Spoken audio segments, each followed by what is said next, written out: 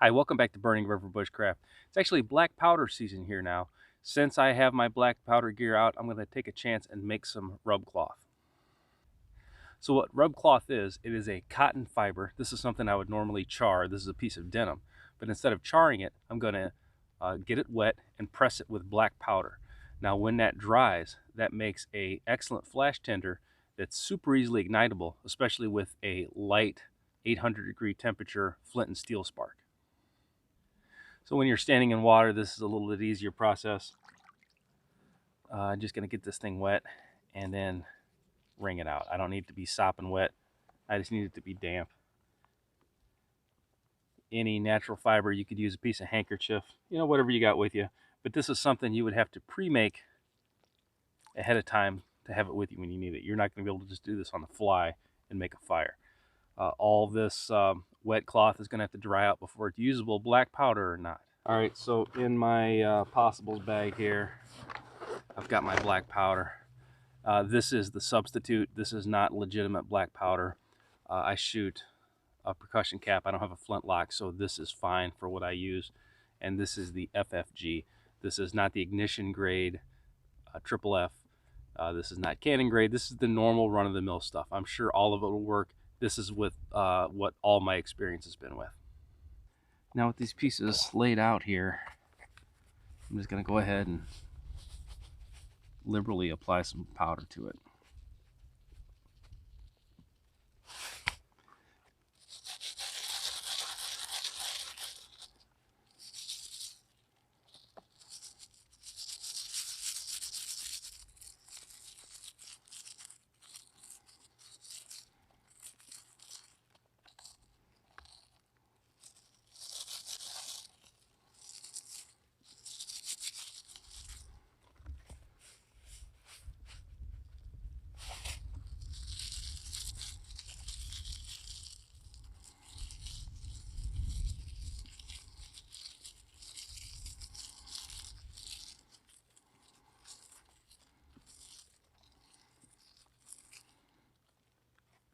And that's about what you want. If you see any of this cloth is clean, you're doing it wrong.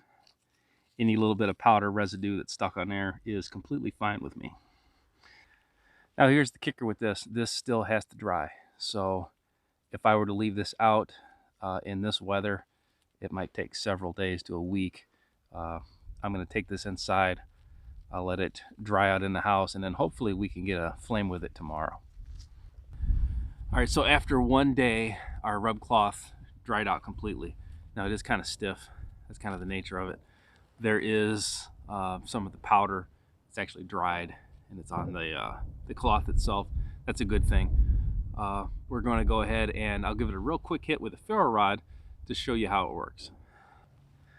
All right, here's a piece of that rub cloth. I'm going to go ahead and just give it a little nick here with the ferro rod.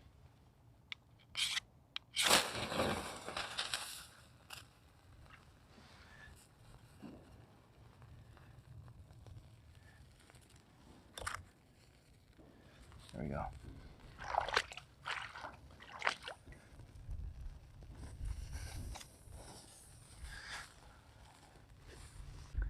All right, so now we're going to light a piece with Flint Steel.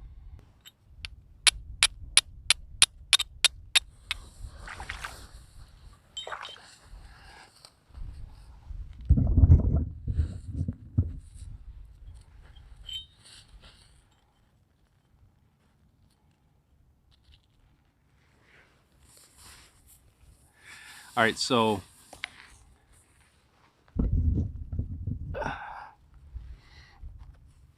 that's one of the issues with a Flint and Steel spark as opposed to a ferrocerium rod spark. I'm getting like 3,000 degrees out of a ferro rod. With Flint and Steel, I'm sitting at about 800 degrees. So there's not a lot of natural materials that I can get to light in its uncharred state. So besides that quick flare up, I mean, you could throw that in any half-assed tinder bundle and have a fire in a heartbeat. So black powder and some cotton material. Rub cloth's a great trick to know when you're trying to make fire in adverse conditions. As you can see, this camera's blowing all over out here. All right, so if you try this on your own, go ahead and use a little bit of common sense. Make sure the black powder canister is way the hell away from you before you're trying to make any type of fire. Till next time, this has been Jamie Boggs with Burning River Bushcraft. See you soon.